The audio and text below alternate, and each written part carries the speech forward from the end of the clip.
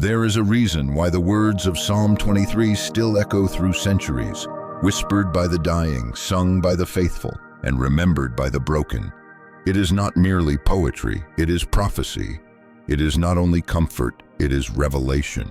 Somewhere between the rhythm of David's words and the silence of his heart lies a secret that most never see. When David wrote, "The Lord is my shepherd, I shall not want," he was not speaking from a palace. He was not crowned yet, not honored yet. He was in the wilderness, forgotten, uncelebrated, hidden among sheep. Yet it was in that isolation that he came to know something the world could not teach him, that every wilderness is a classroom, and every shepherd's call begins in silence. David's story begins where many of ours do, in obscurity. No spotlight, no applause, no validation, just long nights beneath an open sky, the bleating of sheep, and the whisper of God through the wind. It was in that stillness that David learned the language of heaven.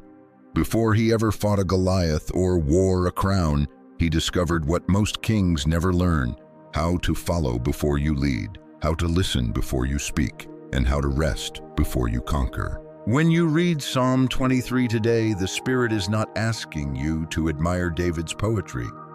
He's asking you to remember the shepherd who still walks beside you. The same God who led David through pastures and valleys is calling your name right now. He is saying, you are not forgotten, you are not unseen, you are being trained in the field for the destiny that awaits you. You see, the hidden secret of Psalm 23 is not about the sheep, it's about the shepherd. The beauty of this psalm is not found in green pastures or still waters.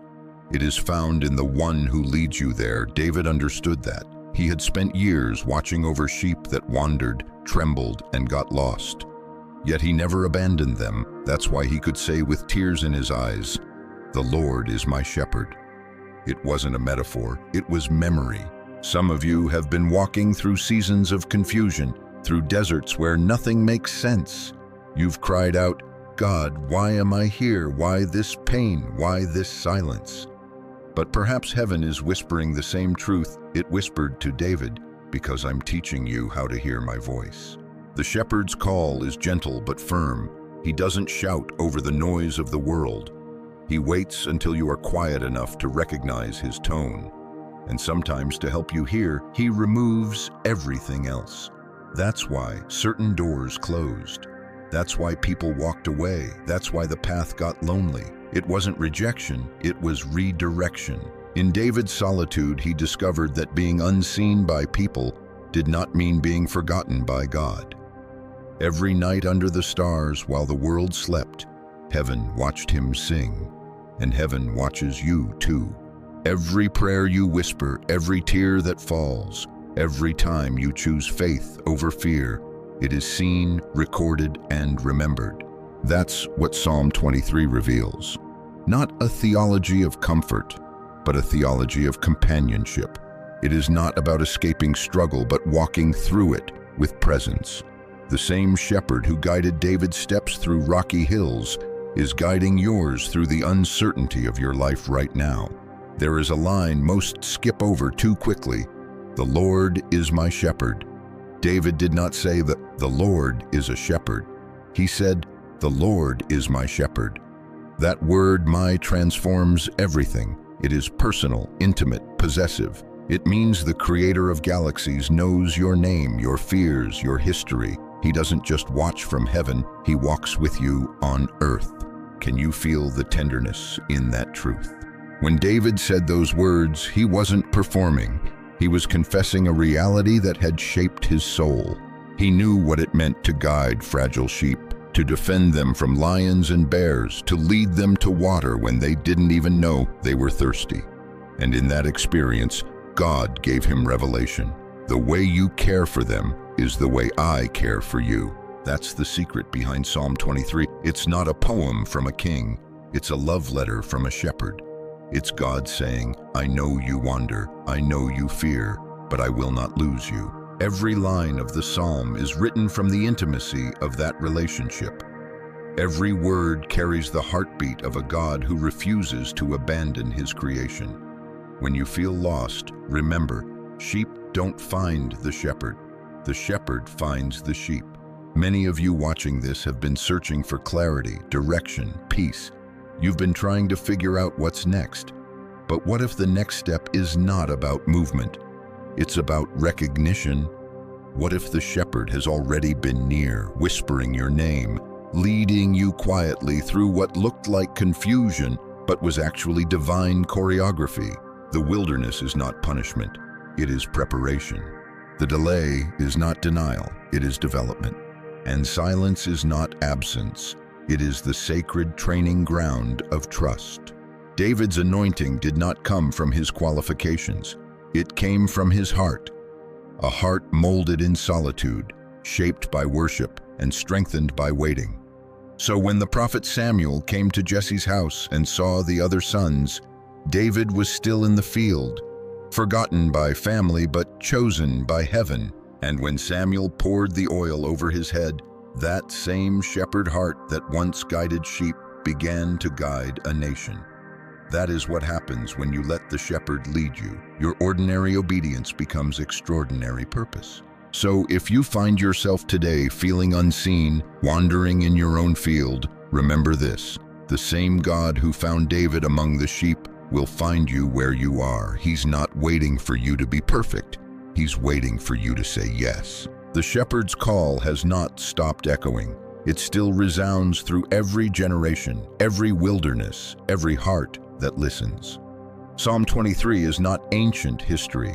It is a living prophecy, a declaration that even in 2025, the Lord still shepherds his people through shadows, storms, and silence. And maybe right now, he's shepherding you.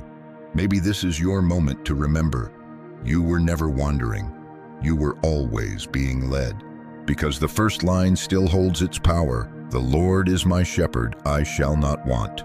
When that becomes your reality, fear loses its voice, confusion loses its power, and loneliness loses its grip.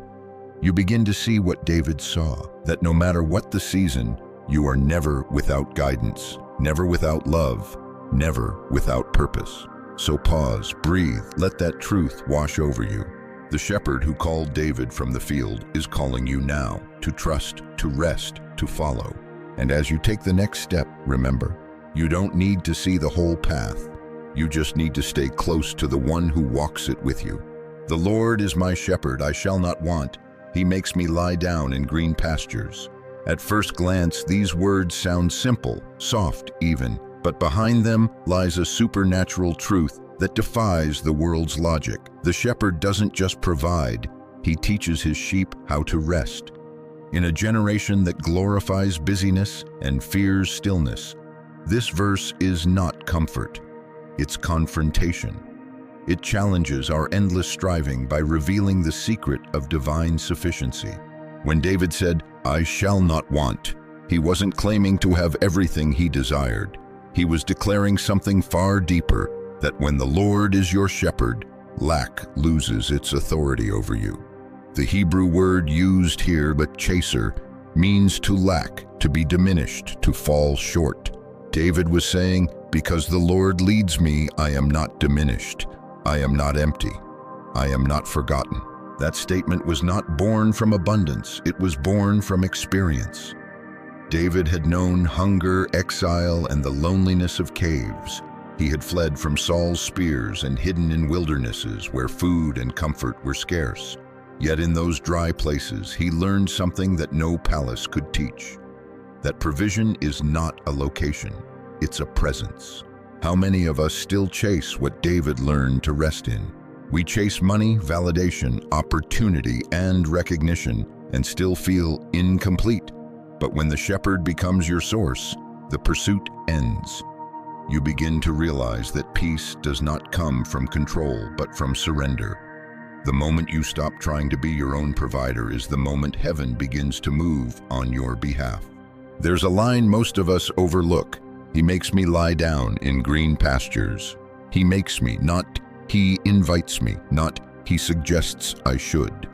He makes me. Sometimes the shepherd loves you so much that he will stop you before you destroy yourself. He will close doors that were never meant to open, remove people who were never meant to stay, and slow you down before you run into exhaustion. We often interpret delay as punishment, but in the shepherd's world, delay is protection. He knows that sheep don't always know what's good for them. A sheep left to its own will wander until it collapses. The shepherd's intervention, even when it feels forceful, is always love in disguise. Imagine the image David paints: green pastures, lush, restful, safe. But the deeper beauty lies in this. Sheep only lie down when 4 conditions are met. They must be free from fear, friction, hunger, and pests. Only then can they rest. The shepherd knows this, so before he commands rest, he removes what disturbs it. That's why God sometimes addresses your fears before he gives you clarity.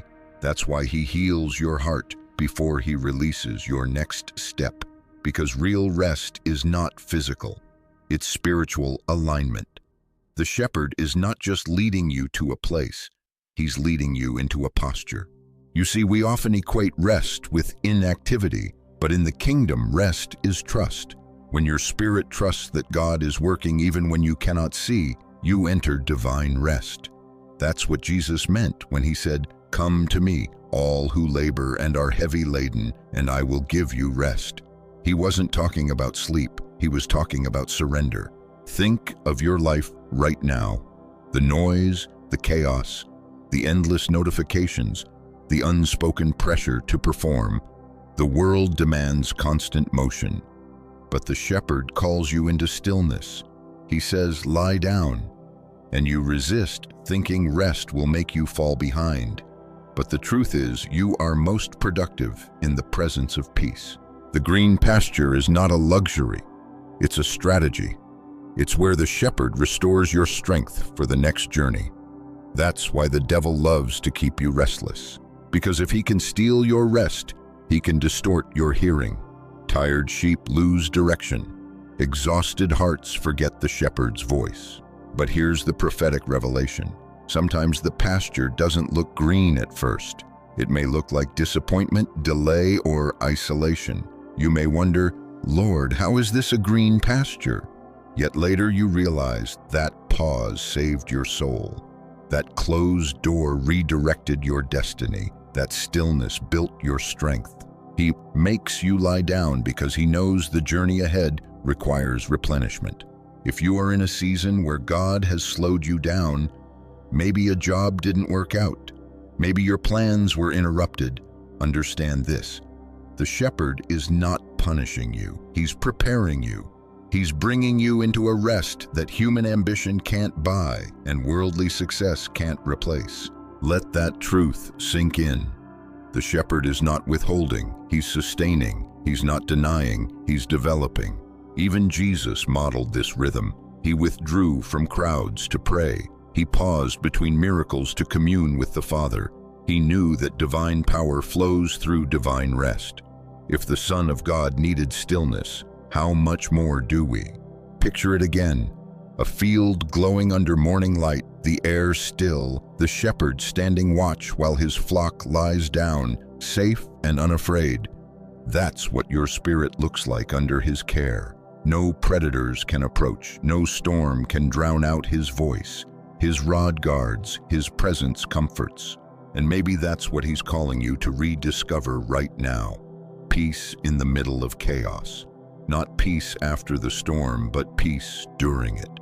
The world waits for calm to believe in peace. But the chosen ones, the ones who know the shepherd, find peace even as the winds howl. Because peace is not the absence of trouble, it's the awareness of his nearness. When David said, "I shall not want," he wasn't naive. He was prophetic. He was announcing that those who follow the shepherd live under a supernatural economy. It's not about having more, it's about needing less because you trust more. The shepherd's care dismantles anxiety. His presence dismantles fear. His provision dismantles striving. And when he makes you lie down, don't resist. It means he's feeding you unseen strength, healing invisible wounds, restoring your soul in ways the world cannot understand. So many of you have prayed for open doors, but God has given you closed ones. not to block you, but to bless you with rest. Because in the pasture of stillness, you will hear what busyness always drowns out. His voice saying, "You are safe now, you can rest here." When you finally let go of control, your spirit exhales. You realize that you were never meant to carry the weight of your own survival. You were meant to follow, to trust, to dwell. The Lord is your shepherd, not your boss, not your competition, not your fear, and because He is your shepherd, you shall not want. Let that declaration rise from your spirit today. Speak it until it becomes real. The Lord is my shepherd, I lack nothing. Even when you don't see abundance, declare it. Even when you don't feel peace, claim it. Because what you confess in faith, heaven confirms in time. So rest, beloved soul, the shepherd is leading you still. You don't have to chase what's already been promised. You don't have to fear what's already been conquered. He makes you lie down, not to limit you, but to love you. He gives you rest, not to slow you, but to strengthen you. He provides, not because you earn it, but because you belong to Him. And as you breathe in that truth, remember this: every green pasture begins with surrender. Every true provision begins with peace. Every chosen one learns, sooner or later, the shepherd's rest is the greatest gift of all. He leads me beside the still waters. He restores my soul. There is a rhythm in these words, gentle, deliberate, sacred. This is not a rushed journey. The shepherd is not dragging the sheep.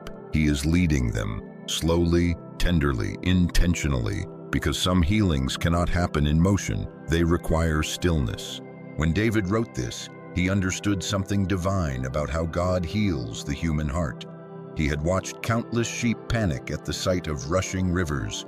Their fragile bodies feared the turbulence, their reflection frightened them, but the shepherd knew if he wanted them to drink, he had to lead them to calm waters, still waters, waters that reflected heaven, not chaos. And so it is with you. God does not restore your soul in the noise of your striving. He restores it in stillness. He leads you to the quiet places, those sacred pauses in your life where His voice becomes the only sound that matters. You see, the shepherd knows your soul better than you do. He knows every fracture, every scar, every part of you that still flinches from past pain. He knows where your heart has been bruised by betrayal, broken by disappointment, or hardened by survival. And in His mercy, He leads you to still waters, moments of peace that wash over the chaos within you. But many resist this process. We want restoration without reflection. We want peace without pause. We want healing while still running through the noise. Yet the shepherd knows, rushing waters can drown a wounded soul. That's why He slows you down. The Hebrew phrase used for still waters is me menuchot, which literally means waters of rest. These are not stagnant or dead waters. They are living, flowing waters that move gently enough for the sheep to drink without fear. It is a symbol of divine rhythm, movement without chaos, flow without confusion. That is how God moves in your healing. Not all at once, not violently, but with grace. His presence does not overwhelm, it restores. Think about how Jesus interacted with the broken, the woman at the well, the leper, the blind man, Peter after his denial. Every encounter had stillness in it. He paused. He looked them in the eye. He spoke gently but with authority. Healing began not in frenzy, but in stillness. And that's what He's doing with you. He's leading you beside still waters because He knows your soul has been running too long. He knows the noise has been too loud, the striving too heavy, the fear too deep. So He brings you into spaces where His Spirit can whisper, "Peace, be still." This is not just external rest, it's internal renewal. Because the truth is, many look rested on the outside but are fragmented within. They smile, but their souls are weary. They achieve, but they are empty. They pray, but they still carry old wounds. That's why the shepherd doesn't just provide comfort, He restores. He restores what life drained. He restores what trauma fractured. He restores what years of pressure eroded. And restoration is not simply repair, it is divine renewal. When God restores, He doesn't give you back what you lost in the same condition. He makes it new. He rebuilds you stronger, wiser, softer, and more aligned with His purpose. When David said, "He restores my soul," he was speaking from experience. This was a man who had fallen, repented, and risen again. He had seen the consequences of sin, the cost of disobedience, the weight of regret, and yet he still testified, "He restores my soul." That's the beauty of grace. No matter how far you've wandered, the shepherd never stops leading you home. There's a prophetic pattern here. Before the shepherd restores, he leads. He doesn't push you into healing. He guides you toward it. His voice goes before you, calling you out of confusion into clarity, out of fear into faith, out of chaos into calm. But here's the part most people miss. Restoration begins when you let Him lead. As long as you're trying to guide yourself, your soul stays restless. But when you surrender, when you say, "Lord, you lead, I'll follow," you step into divine wholeness. So many of us want healing on our own terms, but true healing is only found on holy ground, where pride bows, where pain meets presence, where the shepherd becomes your only direction. Sometimes the still waters come in unexpected ways, a moment of worship that breaks you open, a verse that speaks directly into your wound, a night of tears that becomes prayer. You might not even realize it, but those moments are sacred therapy for your soul. The shepherd restores not with noise, but with nearness. He doesn't lecture the wounded. He lifts them. He doesn't shame the lost. He searches for them. He doesn't rush your process. He redeems it. And maybe that's what you need to hear today. You are not behind. You are being restored. You are not broken beyond repair. You are being remade. You are not forgotten. You are being led. Sometimes restoration feels like loss before it looks like renewal. The shepherd might strip away what was draining you. He might remove relationships that no longer serve your growth. He might dry up certain wells that were once your source. But all of that is mercy, because He knows those waters were polluted, and He's leading you to the real ones. That's why your peace is sacred. Guard it. Protect it. Don't let anyone pull you back into chaos you've already been healed from. The shepherd brought you beside still waters for a reason, to restore your balance, to renew your faith, to rebuild your hope. And notice, He restores your soul, not your schedule. He's not rushing you into productivity. He's reviving your identity. Your soul is the eternal part of you.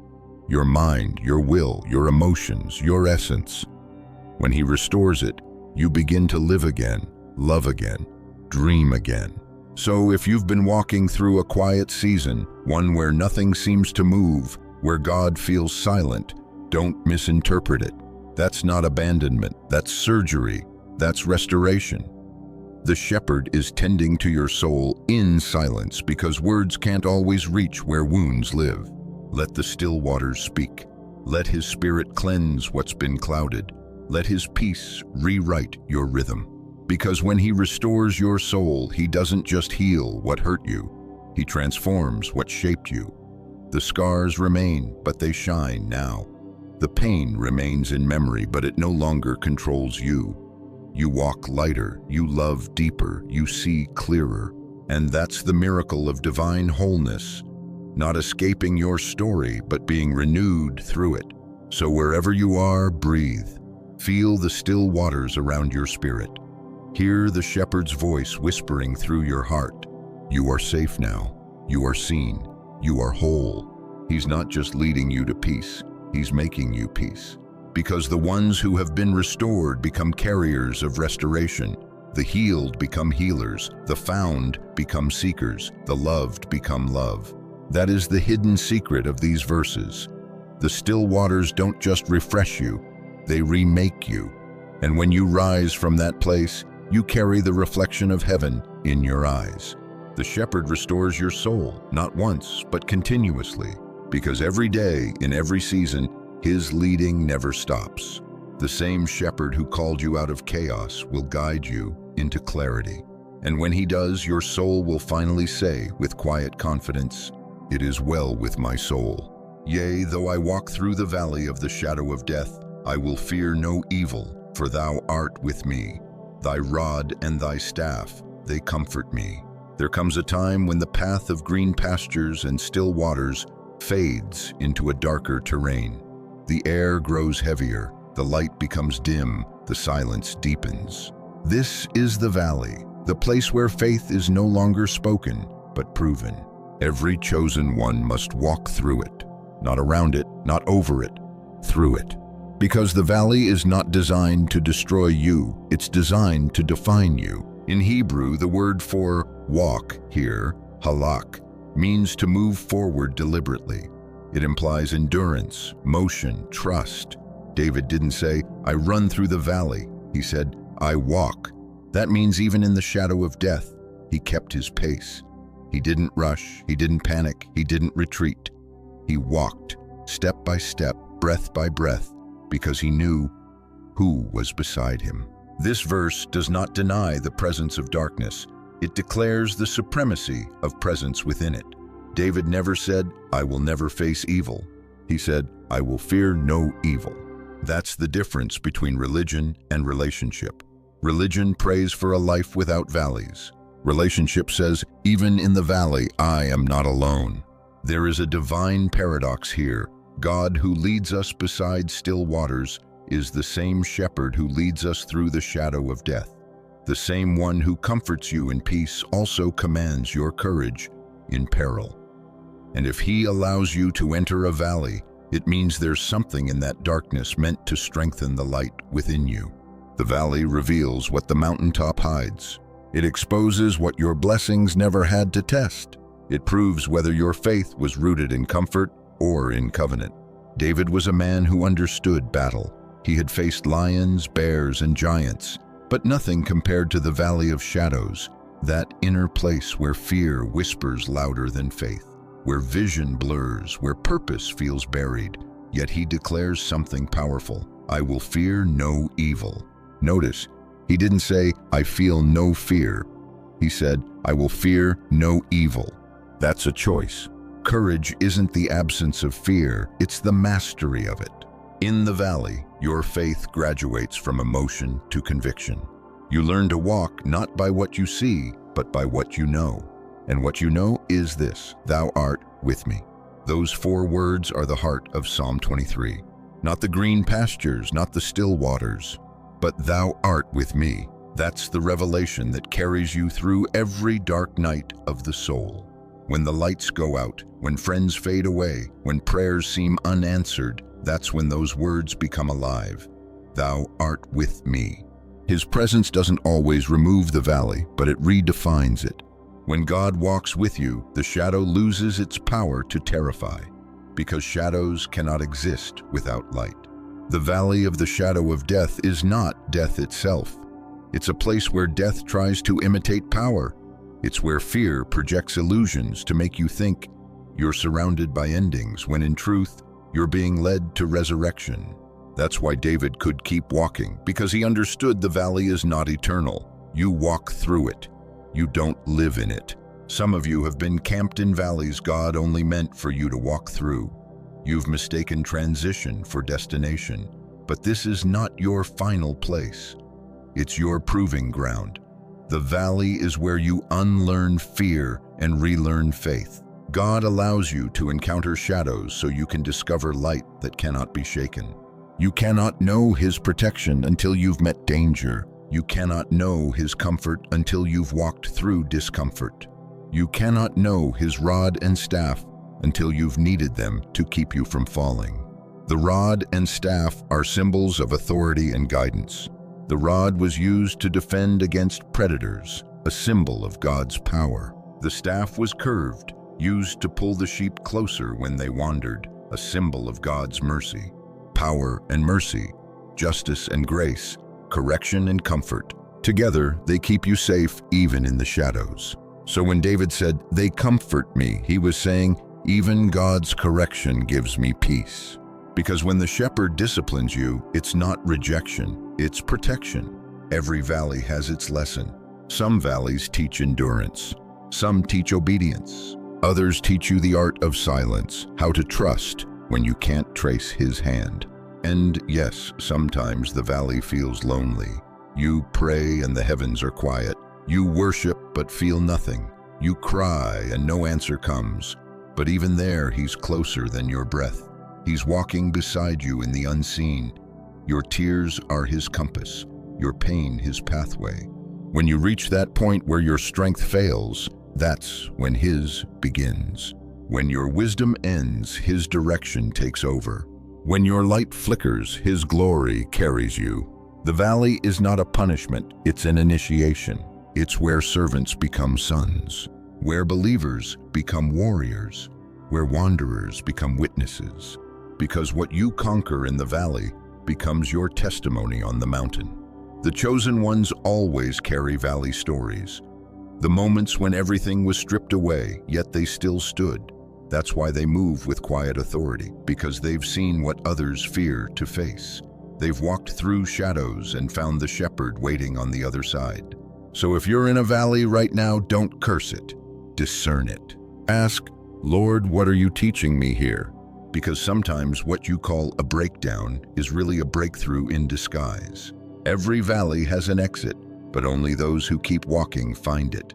And as you walk, remember this: darkness cannot outlast dawn. There's a reason the psalm says, though I walk through the valley. You're not walking toward death, you're walking through it, toward resurrection, toward victory, toward divine restoration. And when you emerge, you'll carry something you didn't have before: fearless courage. Because courage is not given, it's grown in the valley. This is the mystery of divine preparation. Before God anoints you publicly, he refines you privately.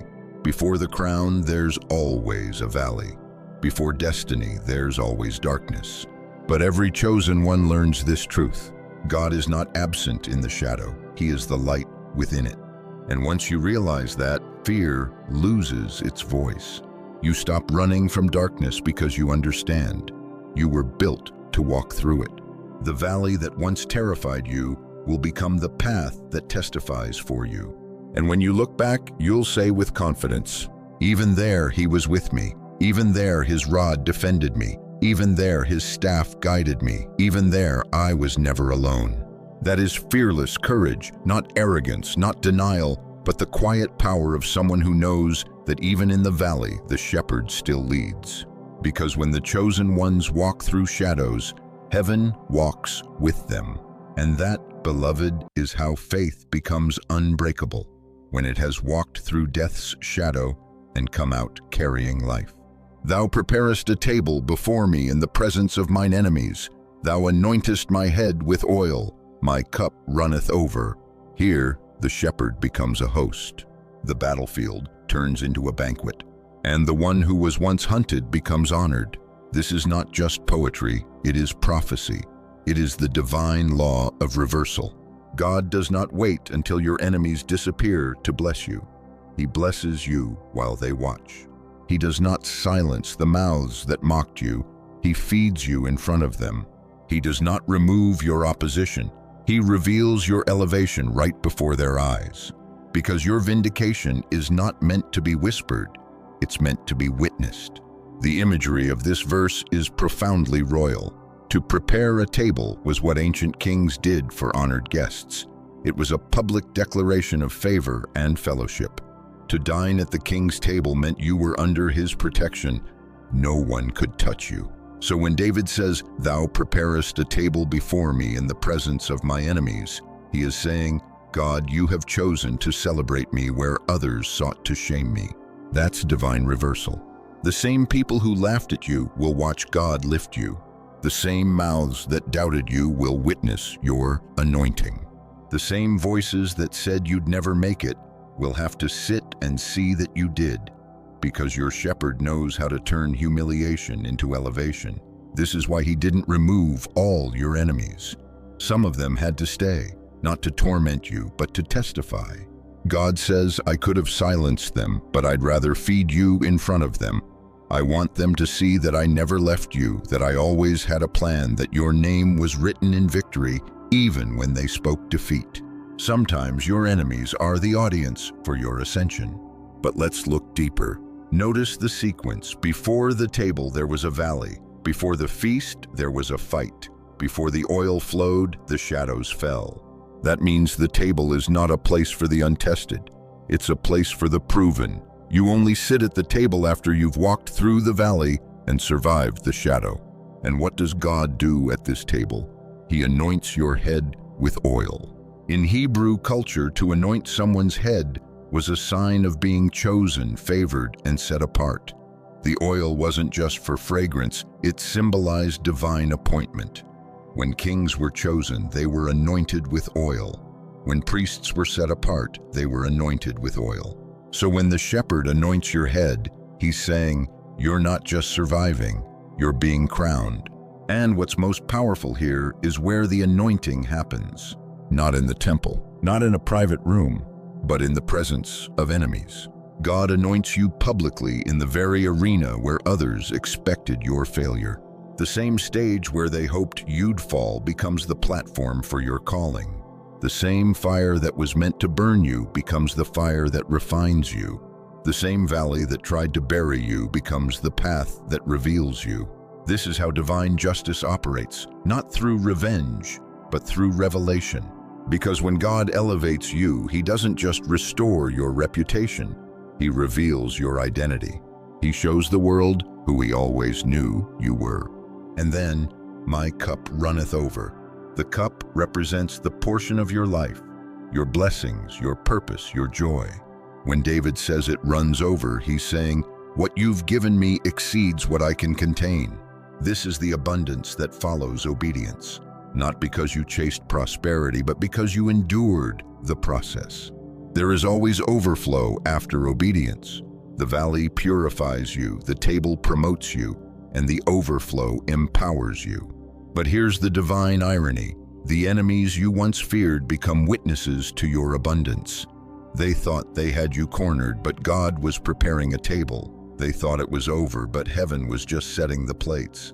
Sometimes God will let the betrayal finish before He brings the breakthrough, because the betrayal sets the stage for revelation. Without Judas, there would be no cross. Without the cross, no resurrection. So when David says, in the presence of my enemies, he's not bitter, he's prophetic. He's acknowledging a truth every chosen one must learn. Your enemies are part of your elevation story. They sharpen your discernment. They expose your motives. They purify your intentions. And ultimately, they confirm your calling. Because if the enemy is fighting you, it's proof you carry something worth attacking. The oil that flows on your head is expensive. It's the oil of endurance, the fragrance of faith, the aroma of overcoming. It was pressed from seasons of pressure, from tears that watered the soil of your anointing. Oil only flows when something has been crushed. And that's why your anointing is powerful, because you've been pressed, but not destroyed. Your overflow is not just material, it's spiritual. It's the overflow of peace after pain, wisdom after warfare, authority after adversity. And that overflow will spill onto others. Because once you've been anointed in the presence of enemies, you stop seeing them as threats. You see them as confirmation. You stop fighting for validation. You understand you already have it. You stop begging for tables. You realize you are the table God is setting. Every chosen one reaches a moment like this, when you finally understand that divine vindication doesn't always come as an apology. Sometimes it comes as elevation. The shepherd doesn't argue with your enemies. He simply anoints you in front of them. And when he does, your enemies can no longer deny what heaven has confirmed. You don't have to announce your comeback. God will do it for you. You don't have to defend your name. The oil will speak for you. You don't have to chase revenge. Your peace will confuse them more than your anger ever could. Because the true victory is not seeing your enemies fall, it's seeing yourself rise without bitterness. This is the mystery of divine reversal. God will use the same environment meant to destroy you as the stage to display his glory through you. He'll turn opposition into opportunity. He'll turn conflict into coronation. He'll turn your wilderness into a wedding feast. That's why your table is sacred. It's not just about food, it's about fulfillment. It's not just about honor, it's about identity. And when you sit there with oil dripping from your head and your cup running over, you'll realize something profound. You didn't get there by luck. You got there by grace. You didn't survive because you were strong. You survived because he was with you. You didn't earn the oil. It was always destined for you. And as you sit at that divine table, surrounded not by fear but by faith, you'll finally understand what David was really saying. The battle wasn't to destroy me, it was to prepare me. Because every valley ends in a feast, and every tear becomes the oil of testimony. So sit, eat, rest. The table is ready, the shepherd is hosting, and your enemies, they're just witnesses to the glory you were always meant to carry. Surely goodness and mercy shall follow me all the days of my life, and I will dwell in the house of the Lord forever. Here, the psalm that began with movement ends with stillness. The one who was once led now finds rest. The journey that began with trust concludes with triumph. Not in uncertainty, but in assurance. David doesn't say maybe, he doesn't say I hope. He says surely. That word, surely, is the language of revelation. It's the sound of a soul that has seen too much of God's faithfulness to doubt his future. After walking through pastures and valleys, after facing shadows and enemies, after receiving oil and overflow, David has learned one ultimate truth. The shepherd is not just a guide, he's a guardian.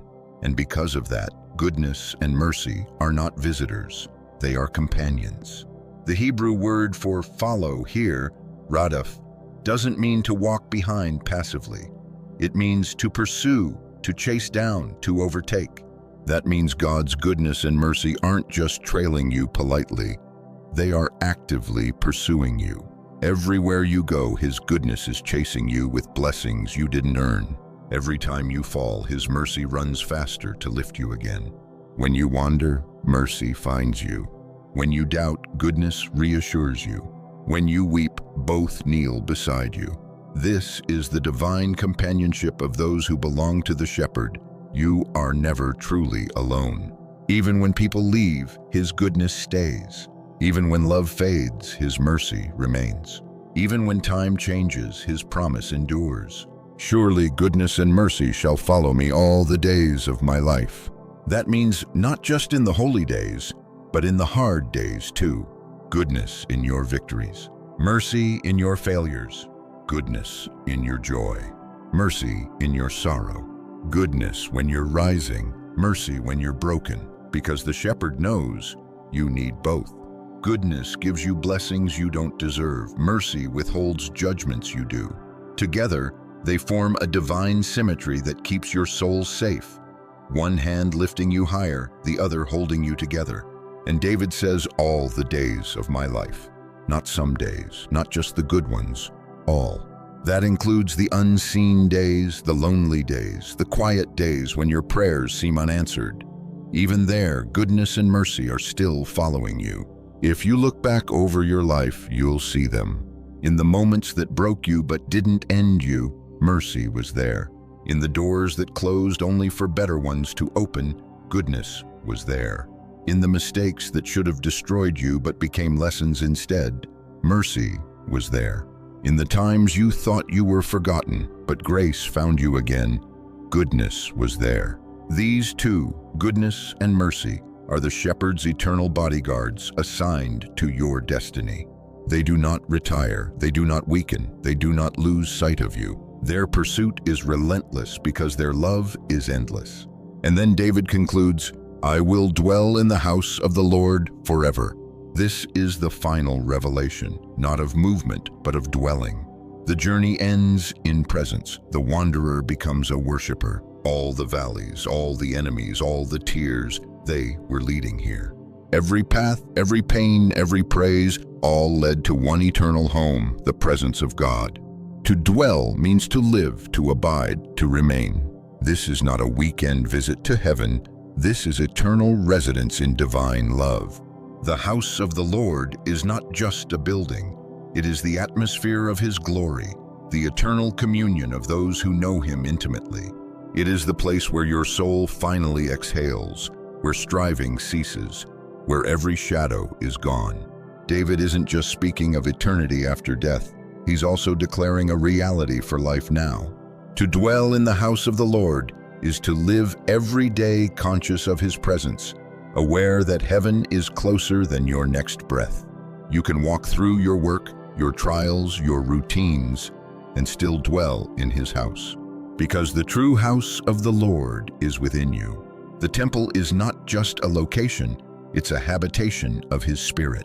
When you live with that awareness, fear loses its grip.